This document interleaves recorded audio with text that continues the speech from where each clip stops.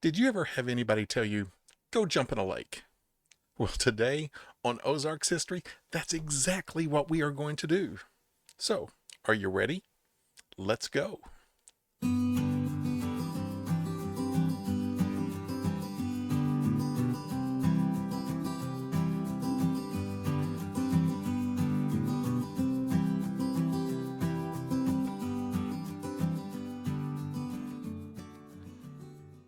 Welcome, everyone. This is Vincent Anderson with Ozarks History. We are so looking forward to you stopping by and visiting with us today at Ozarks History. And we're going to go ahead and dive back into our project of the cemetery relocation project that the Corps of Engineers was going through in 1948 to relocate the cemeteries along the White River in northern Arkansas and southern Missouri. There were about 55 cemeteries that had to be relocated with a total of 3,252 disinterments. And of those disinterments, 20 graves were actually reclaimed by the family and buried in other places beside what the Corps of Engineers was relocating. And so we're going to go ahead and dive into our first cemetery, and that would happen to be the Anglin Cemetery. And the Anglin Cemetery today is relocated in with the new Oakland Cemetery. It's on Highway 5 North, just about a half a mile south of the Missouri-Arkansas state line on Highway 5.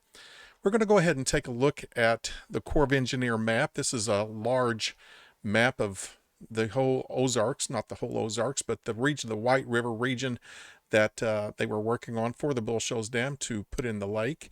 And we're going to get a little bit of a close-up here.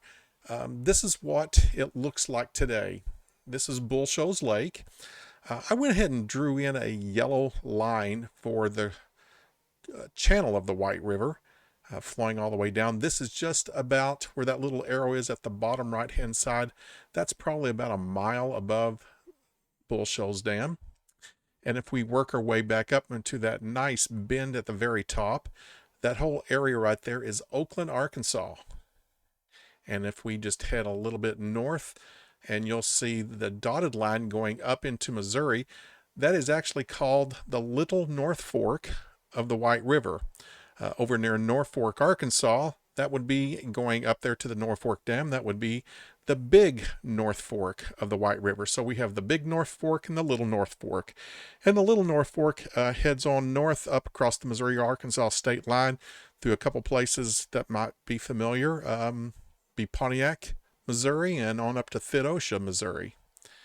And so we're going to go right south of Oakland, and there is a little place right on the White River, and it is a very small cemetery. It's called the Anglin Cemetery. The Anglin Cemetery, and I've circled it there in red, and it's right south of the Oakland Cemetery, right north of the No Cemetery. And the No Cemetery, that area is around Promised Land, so the Anglin Cemetery is just kind of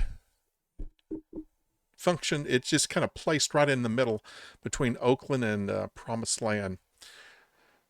And I've put a little red circle exactly where the Anglin Cemetery is, right in that little creek channel that goes into the White River. That area is completely underwater. And we're going to zoom right on in and take a look. And this is the Anglin Cemetery. There were about 12 interments here at the Anglin Cemetery. And if you take a look at this, it does not look like a cemetery. And if you look very far in the background, you are going to see the White River.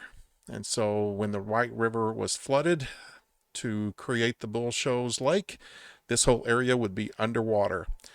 This is a really good reason for it to relocate, because honestly, if it wasn't for the Corps of Engineers coming in and taking care of this cemetery would be lost within a few more years. Look at the growth of the saplings and the trees and the undergrowth here. So it's not the best condition, but this is, for Ozark cemeteries and the late 1800s and early 1900s, all the way up here to, this is up in the 1940s, latter part of 1940s. This is pretty overgrown, and the roots are taken over of the trees and everything else. And so it was pretty much of abandoned cemetery. And so we're going to click over to the next. And we have one grave here, and on the right hand, up on the upper part, you'll see a large stone slab. And if you look down right below the stone slab, there's another stone slab that's underneath the leaves here. And these two would be propped up together, creating a small tent. And so I've outlined both in red here, and so you can take a look at that. And we're going to forward on to, and so this is called, some people would call this a pup tent or a tent grave. The actual term of it would be a comb grave, C-O-M-B, a comb grave.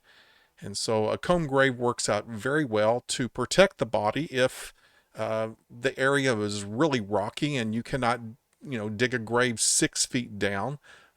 The comb grave works and acts a great way to protect the body also if it's not a real deep dig. And in the Ozarks, there are areas that it's really tough to dig down 6 feet because of all the rocks and hard dirt here in the Ozarks on the hills. So this happens to be a comb grave that's similar to the ones that were here on the Ozarks. This is actually in Tennessee.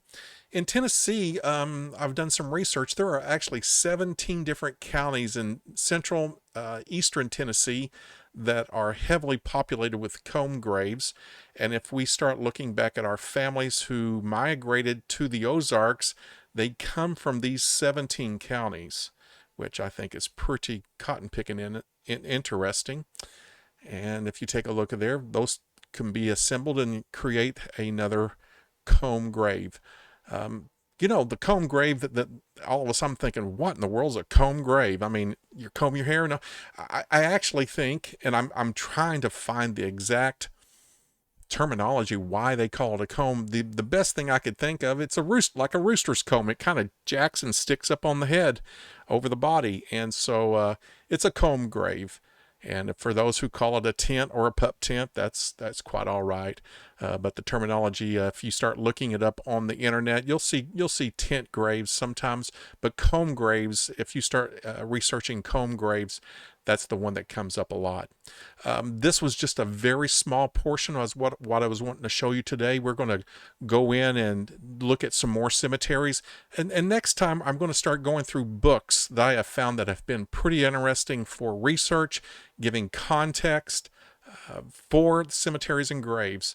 And I think you'll really enjoy those, and I'll give you some links on how to find those and some avenues how to get a hold of those books, or you can bug your library to order those books to get those books in. I want to thank you very much. This is Vincent Anderson for Ozarks History, and we will see you very soon. Talk to you later. Goodbye.